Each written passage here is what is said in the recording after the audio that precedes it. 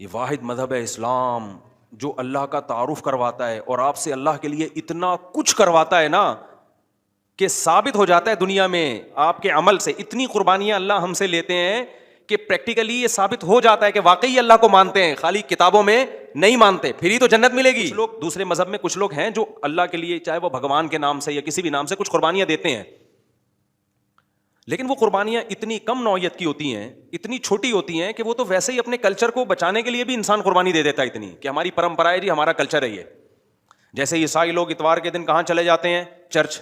हफ्ते में एक दिन अपने मजहब को बाकी रखने के लिए या अपने मजहब से मोहब्बत के इजहार के लिए हफ्ते में एक दिन इबादतगाह में चला जाना, ये कोई ऐसी बड़ी कुर्बानी नहीं है जिससे ये पता चले कि आप वाकई गॉड को मानते हैं।